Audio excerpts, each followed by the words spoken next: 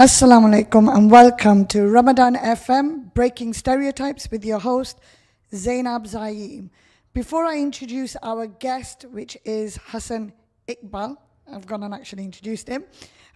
Just a reminder that the show is interactive, so please do feel free to either Facebook message, WhatsApp, or call us. And I'm just about to play the messages as to what those numbers are.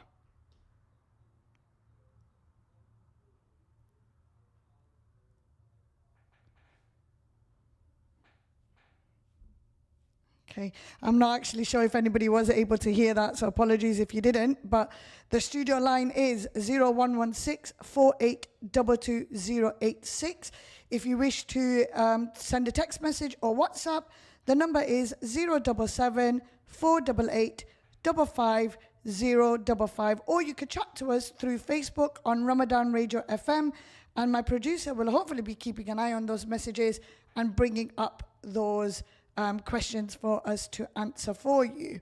So, without further ado, as mentioned earlier, our guest on today's show is Hassan Iqbal.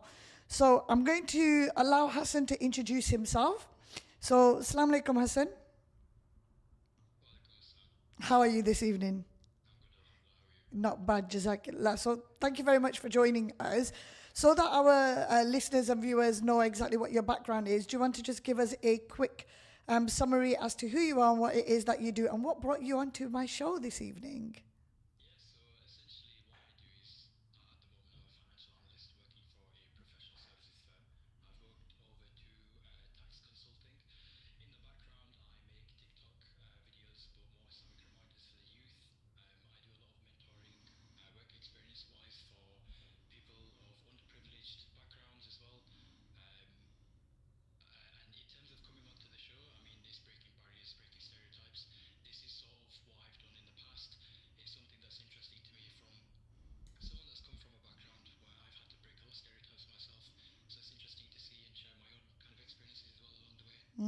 Well, that's how I came across your profile.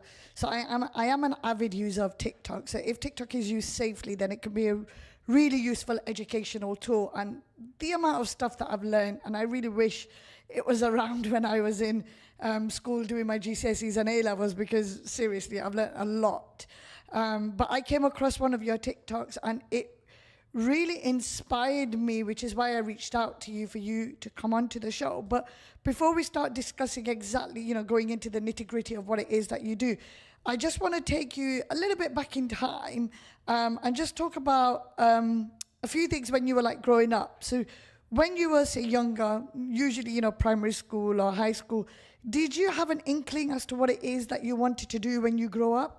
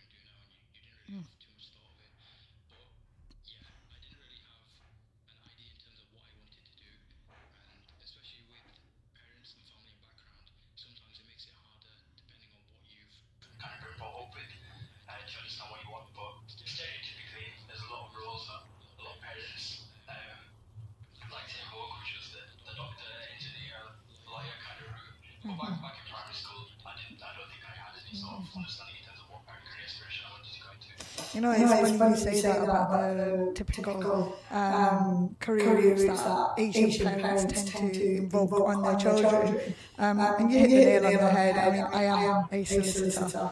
And actually, that's not because my parents wanted that. I've got a very non-traditional background into law, and it's taken me a very long time to get to where I want to. But on many of my shows, that is something that we've discussed, that it's standard for Asian parents to say to their children, you have to be a doctor, you have to be a solicitor, lawyer. you have to be, a dentist or a pharmacist and so on. And one of the key roles about breaking stereotypes is to raise that awareness that there are a lot of careers out there that doesn't have to be the standard doctor, engineer, lawyer route. And I'm seeing it more and more with lots of young children where they want to do other areas, but they can't necessarily because they're so scared of what their parents are going to say. And some parents are understanding, absolutely, but other parents, they don't actually know what else because their child isn't saying anything to them. And it's really nice to see, other youths going into different areas and showing that there's more to life than, these type of careers. And the other thing that you also mentioned was back in our day, I mean, you probably a lot younger than I am. I am in my 40s. So I am talking about growing up in the 80s and 90s. It was a very different generation and upbringing. We didn't have that much educational support, at least certainly me and a few others didn't, because we were, effectively the first generation going into education, and our parents had, come to the UK with the teachings and so on that they've been brought up.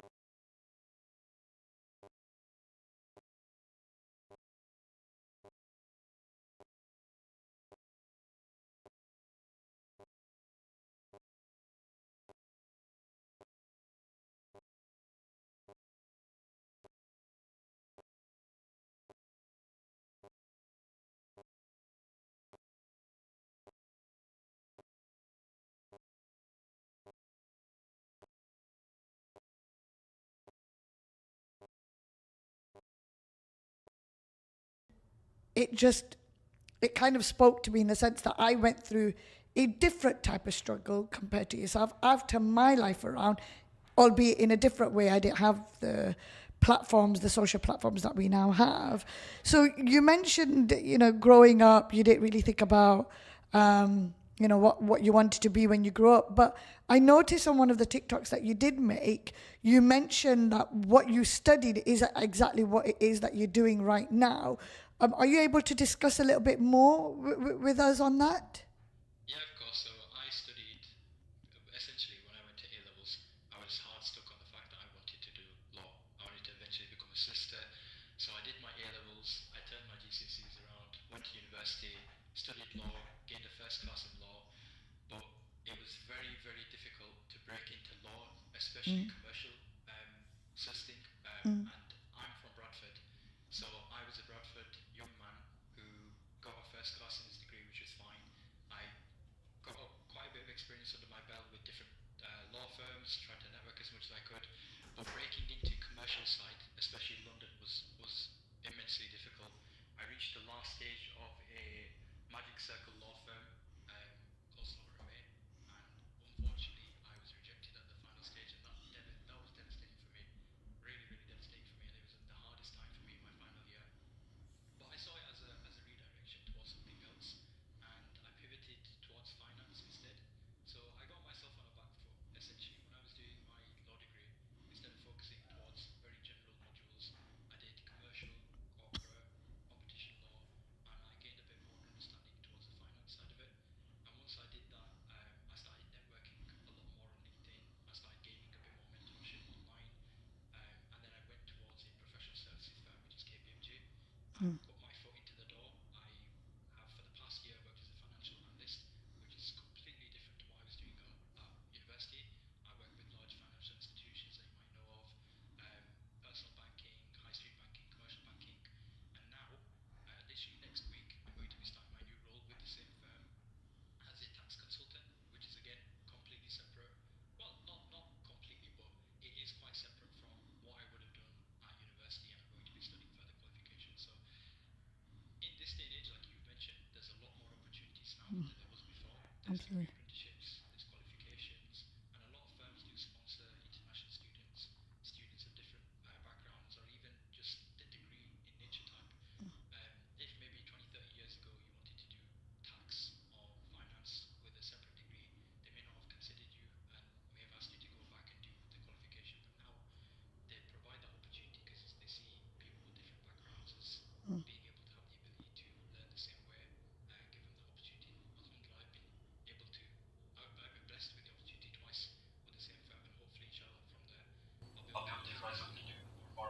Absolutely. I mean, whilst you've been talking, I have been nodding away because, as you know, I am a solicitor. And for me, I did mention I took the non-traditional route into law. So by the time I was 19, I was a mother of 3 children. So I didn't have enough UCAS points to go to university because I didn't do too well in my A-levels. I was an average grade student.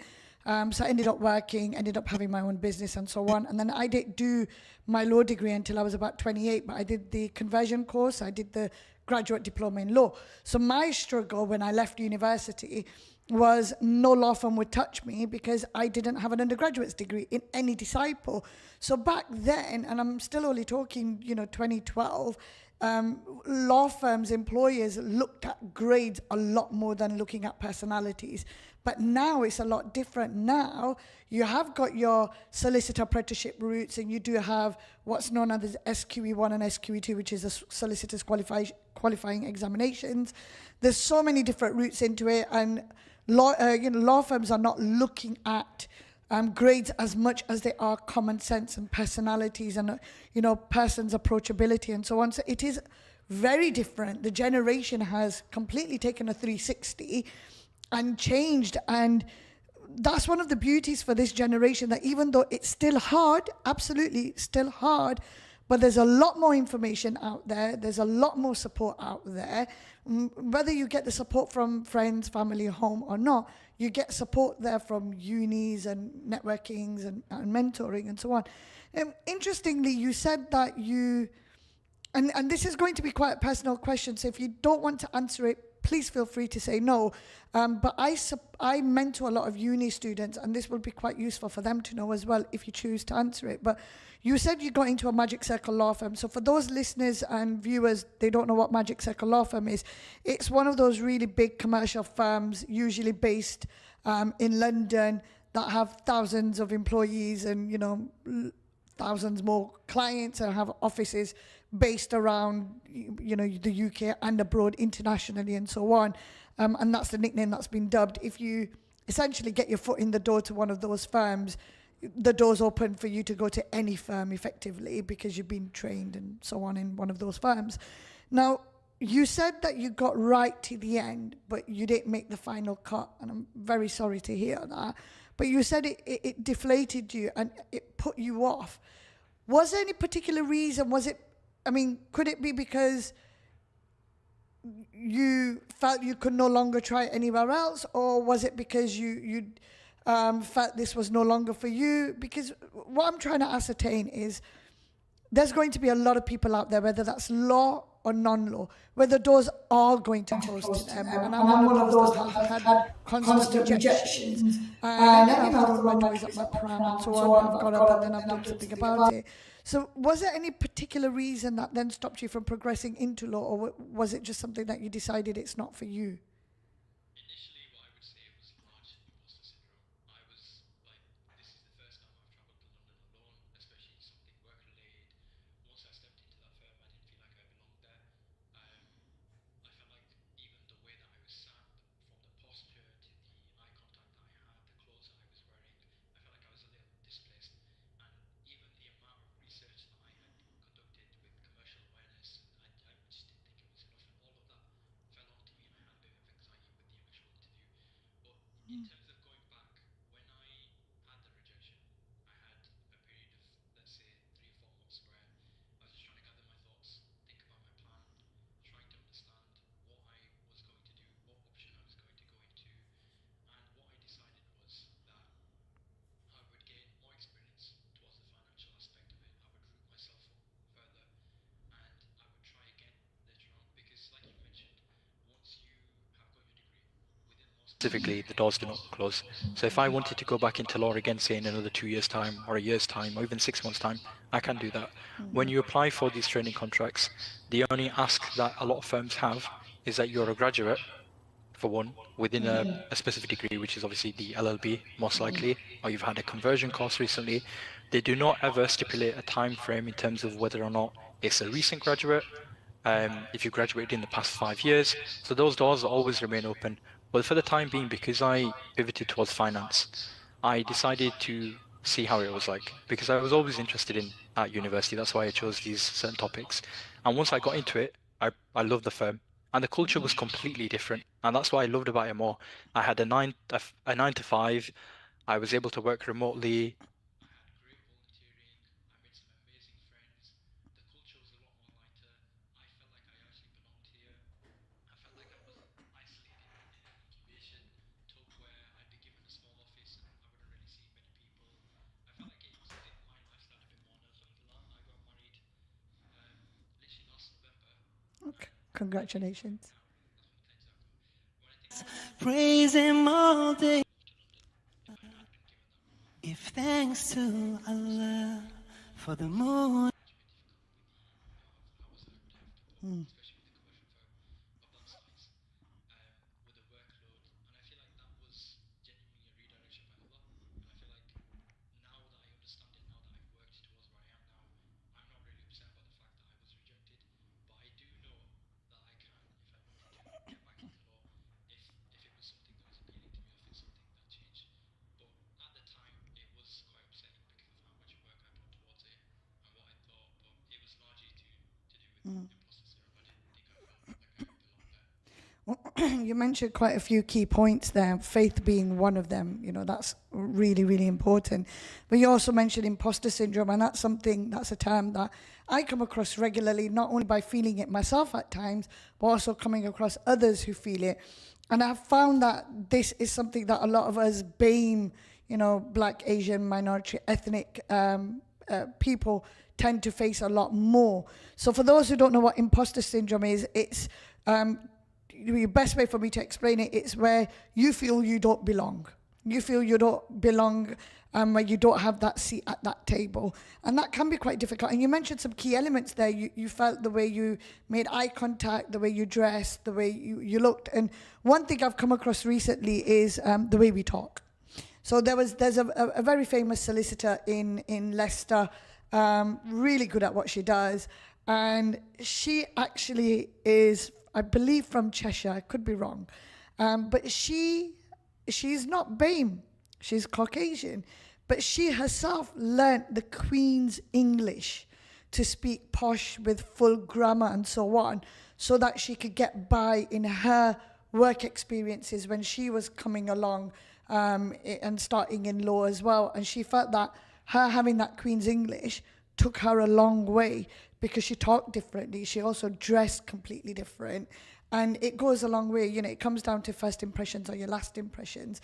So unfortunately, there are certain industries where they do judge a book by its cover, even though they're not meant to. And it's not until you start peeling away that you realize what the person is going to be like or what the firm is going to be like. But then you also mentioned faith. Now, to anyone who's listening, that's quite important, because sometimes we have a plan. The amount of people I come across, and Hassan, I'm sure you come across people like this, or you may come across people like this, where by a certain age, they want to have their degree, by a certain age, they want to be married, by a certain age, they want to have children, and so on. And when that doesn't happen, they lose faith in their plan. And if they are a believer in God or any religion, then they lose faith in certain points of their belief. And I always say to my mentees that I support in uni or graduates that when one door closes, and it's such a cliche, but when one door closes, another one is going to open. But I also add the caveat that that door is only going to open if you open it. You know, unless it's an automatic door, which we don't often get, you're going to have to turn that, door handle in order to open it. And how are you going to open it? You have to be able to do something to turn your life around. And for some, it's easy, and for others, it's quite difficult. So you said that you did those topics where the financial side was of interest to you, and alhamdulillah, you got that role. You did a lot of networking, and networking is key, especially nowadays. And I could tell you some stories about people who have come on like events, college students and uni students that senior lawyers would not have expected, and they've got into a conversation, and the senior lawyers offered them work experience because they were so shocked and surprised that this person was proactive enough to come on to this event and approach them in that manner. So, for you, it's quite similar. But let's go back to when you started making TikToks. Any particular reason that you decided to go on that platform and start making these videos, other than the fact that they can be fun sometimes? Was there a particular reason you chose that platform? So what I'd like to first say is I have always had this funny knack to my side, my personality-wise, where I always enjoyed making videos online. So what I used to have was before TikTok, way before TikTok, around 2016, I had this Instagram page and I'd invite all my close friends and I'd make some really funny videos, and they all always enjoyed it. So I streamlined over to TikTok when it came out, and I actually originally used the platform for humor. So I used to post a lot of humorous stuff. And then when I started traveling down this line of university and it was coming along with me, my kind of ideals and my attitudes changed quite a lot, and I began to get this big following that I never thought I was going to get. Like, it was all started off as a joke, and I realized that there's a lot of people engaging, and I can actually do something good with this. And once around COVID time, and I think this applies to a lot of people, around COVID time was the biggest hit for me. My mentality changed, my attitude changed. I grew a lot closer to Islam. I started seeking a lot of knowledge, and from that I realized that I have been given an opportunity to use my platform for some good. So I may as well use it in a beneficial way to help others. And from that since, I've tried to target towards Islamic community. So whether that's the youth, I've tried to provide some sort of mentoring skills towards degree apprenticeships. Like now, I went down the standard route of university. But back when I was an A-level student, schools were very reluctant to tell us how good degree apprenticeships were. They kind of watered it down and said, you know, it's BTEC students and there's not many prospects. But now, you know, when you look back at it now, I wish I had known about degree apprenticeships, because that was definitely the route I would have taken from both an Islamic point of view and a future point of view. There's no interest loans, there's no you get paid throughout the whole experience. You get a job prospect that's lined up. You get a degree for free. But now that I realise that there's an opportunity for other students, I try and push that towards them and motivate them so they can help their parents understand. Because it may have been a difficult conversation with my parents if I had it back then, because university was the only route that a lot of parents know. And sometimes, just like how we have to learn, parents have to learn the first time around as well. But a lot of the reminders that I also give is for discipline as well, and motivation to kind of continue. Like you said, one of the most important things to do is, even if you hit something and you've not planned for it to happen, it's best just to say alhamdulillah and carry on striving forward, because when one door closes, another will open, and that's happened. I mean, I can give you so many different scenarios where that's happened for me, but it's just a way of life, and that is how generally everything works. If you keep your head up and you carry on with the same work ethic, there's nothing that you can't achieve. Absolutely. Absolutely. I mean, as long as you're true to, so I always say, as long as you're true to yourself, you're living in the laws of your land, and you're also being in the bounds of our religion, Islam, anything is possible. And that's something that I do live by. Those are words that I do live by. And it doesn't matter what obstacles and what challenges come my way. I do truly believe that, you know, everything's written for us. And sometimes we might not like it. You know, I've gone through a lot, and I don't always like it, but something else is written. And I have a lot of friends and family who will, you know, remind me of that. Okay, it's okay, don't worry, something's written for you, something better is written for you. And sometimes I don't like it when they say that, because I know that something's better is written. But that very moment in time, I want to have my moping around, I want to have my little tantrum and so on. But once I get over that, I then crack on with life and so on. So before I move on to the next question, I just wanted to remind everyone that this show is interactive. You're through to Ramadan FM, Breaking Stereotypes, with your host Zainab Zaeem, and the guest tonight is Hassan Iqbal. The studio line is 0116 4822 086.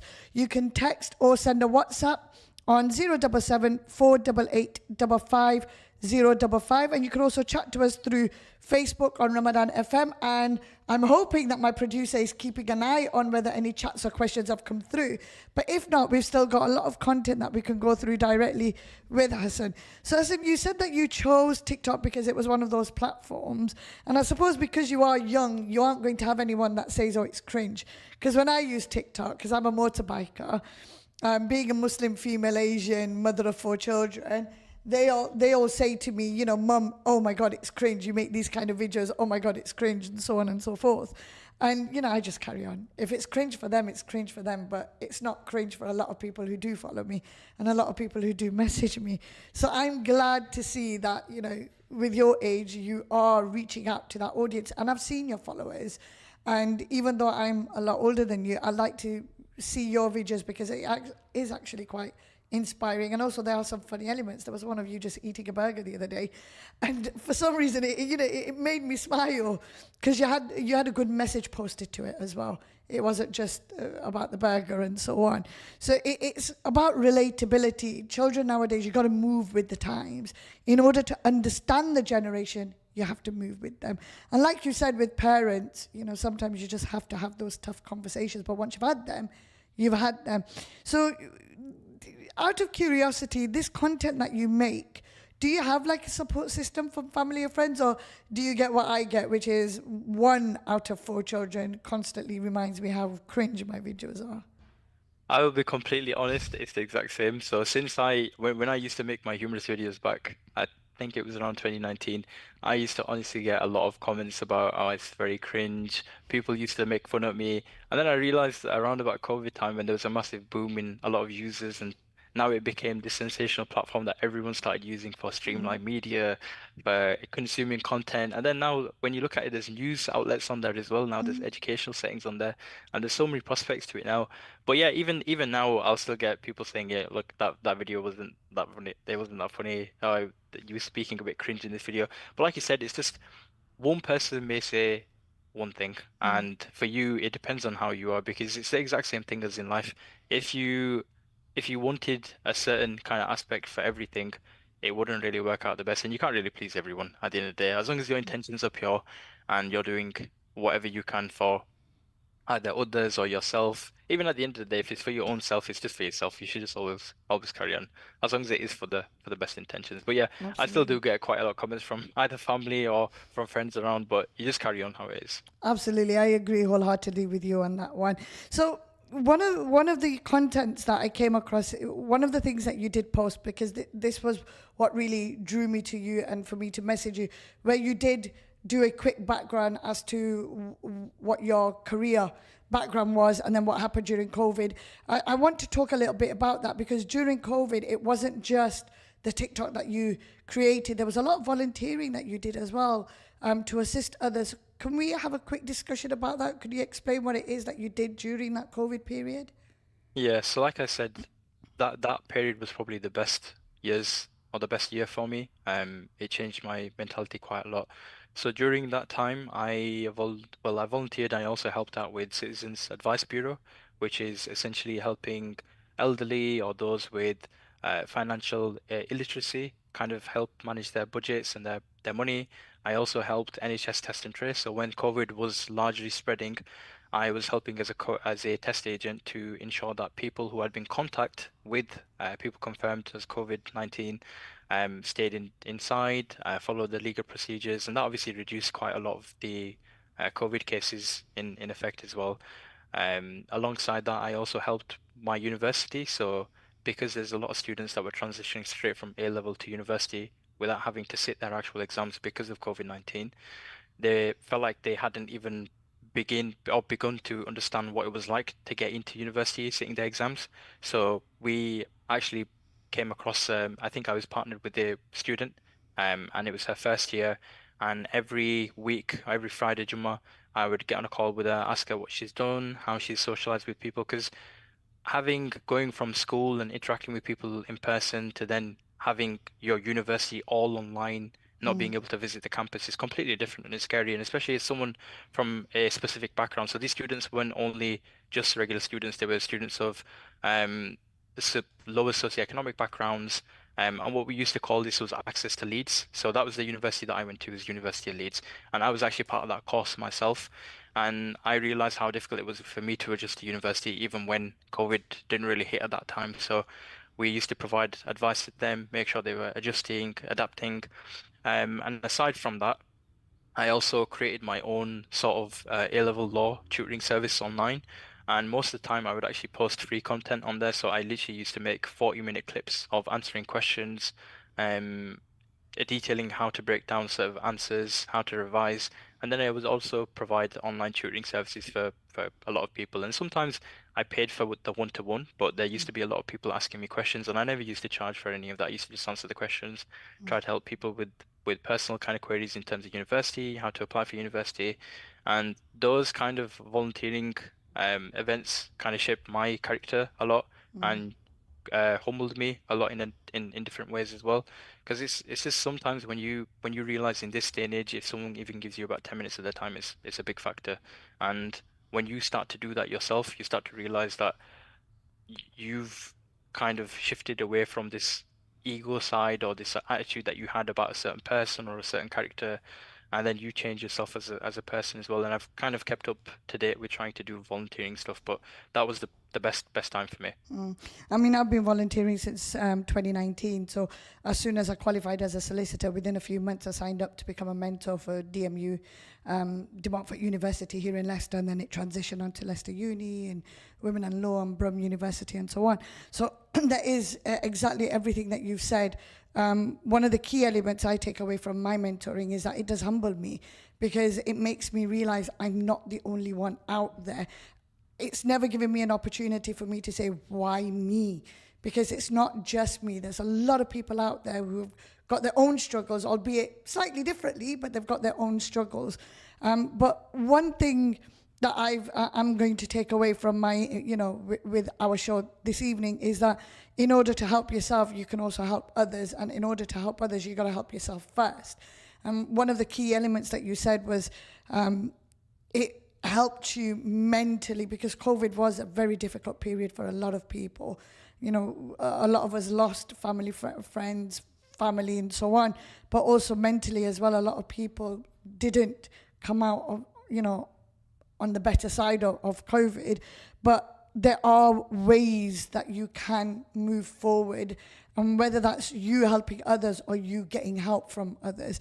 And one thing I really do want to point out to anyone who is listening and who is viewing the show is that there is absolutely no shame in asking for help, whether that's in your career, whether that's in for your, getting financial advice and so on. There's no shame in it, because everyone needs assistance at any given point. And sometimes we don't get the help that we want from family members because they don't have the experience. So it's always good to reach out to those who can. And I was talking to someone I know the other day, and he mentioned, he goes, about a close family member. He goes, my close family member doesn't trust me. And I said, it's not about not trusting you, it's about burdening you. And as a parent myself, sometimes I don't like to burden my children with something that is worrying me, because they're young, there's not much they can do, they can't really give me much advice, although they can be there for me.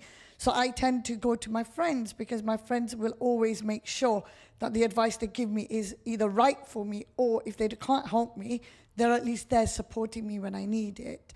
So there's no shame in that, first of all. In terms of, because you mentioned you do a lot of Deen, right? Now, TikTok is quite a controversial platform for a lot of parents out there, especially if that platform isn't being used in a safe manner. Have you had any negativity towards the content that you've been creating, in terms of why are you using this platform? Why aren't you using a different way or anything like that? Has it been quite positive for you? Or because what I'm trying to ascertain is if there's other people out there who are thinking about moving on to, say, educational videos or something like that, or maybe even promoting their business or who they are, they might not be so sure about using TikTok and stuff. So if you could just give us a bit of, background as to how you found it in terms of people approaching you with your content. So surprisingly, it's all been positive. Even from family, like when they would usually make comments and stuff, they would also say, it's actually really good what you've been making. And now you will see a lot of different businesses, news outlets, people using the app for whatever they want. Like TikTok is now overburdening Google as a search engine.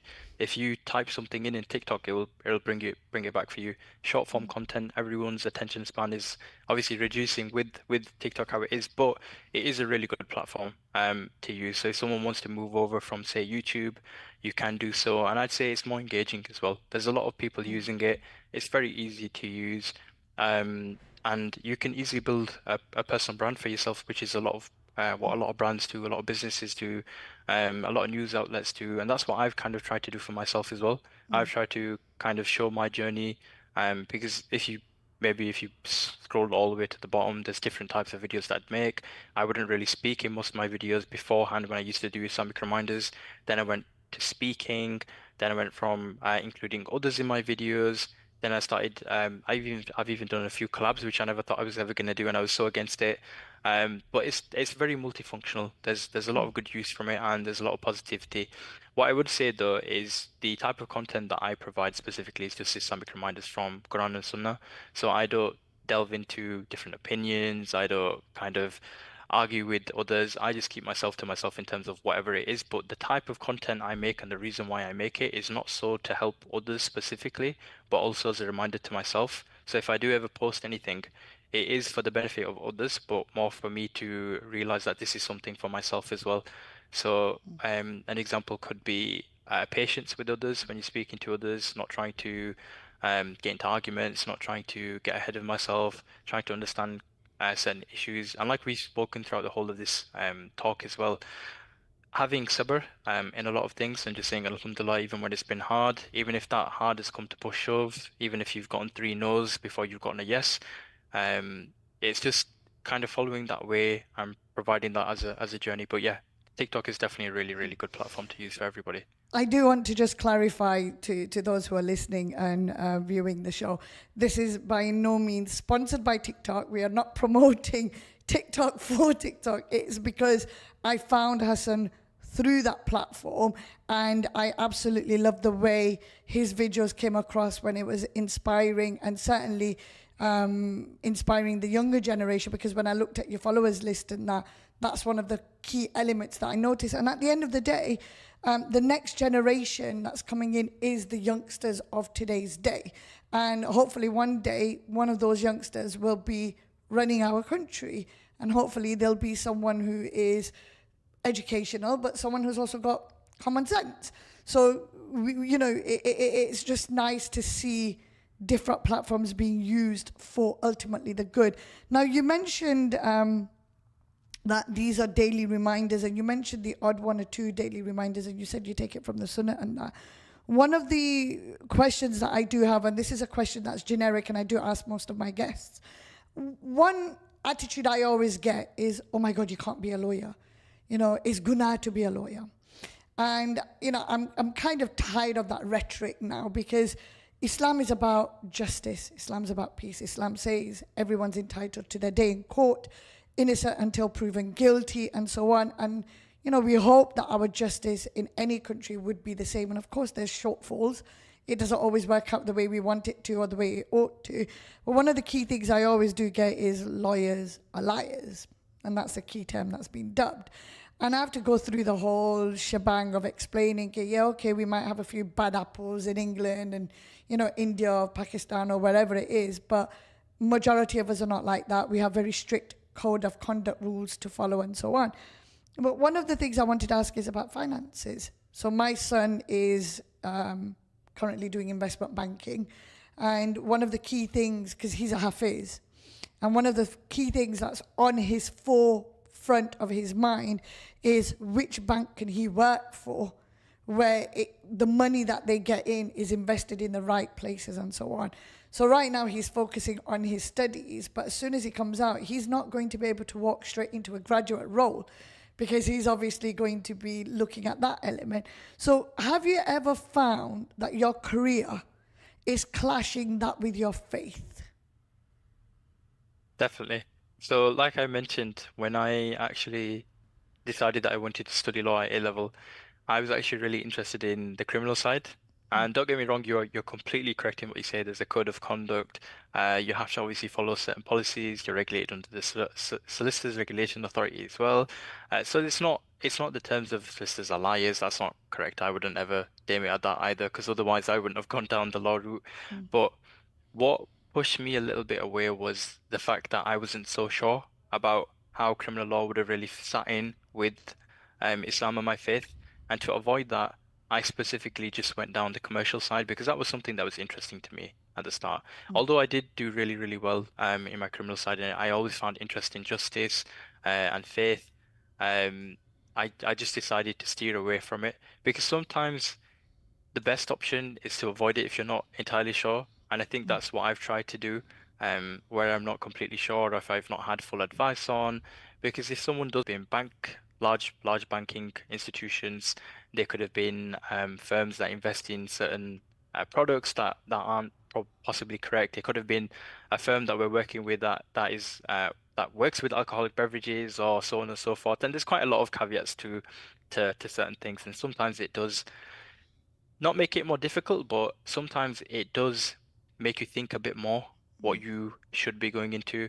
And you are correct. Sometimes it is something that you should be mindful definitely of if obviously you are wanting to create a stronger faith within yourself. And it makes it easier once you kind of understand that you've left a certain prospect for Allah, for the sake of Allah.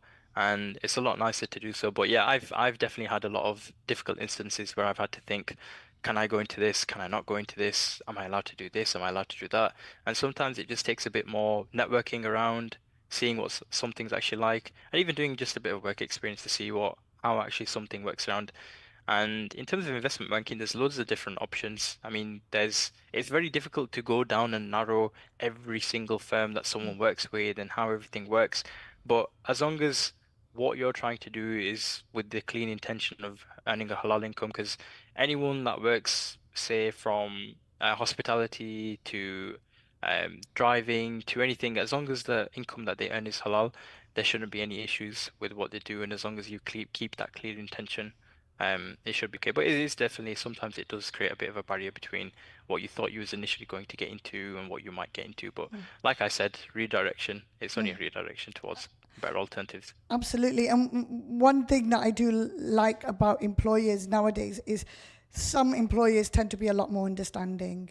When I first started in one of the new roles I had when I qualified, they gave me a case that I didn't particularly want to take because it clashed with one of my beliefs. And I explained that to him. I said, look, I can't possibly give him advice because it clashes with what I believe in. So I don't think I'm the best person. So we took a step back and we analyzed it and so on. And he realized that I'm not comfortable. And he said, you know what, fine, I'll do it. And he ended up taking that case. And I think maybe now, 4 or 5 years on, because I was quite newly qualified then, but now maybe if I think back, if that case was to hit my desk again, I would be able to go, because the way I see it is my intentions are to give him advice on what he wanted to know.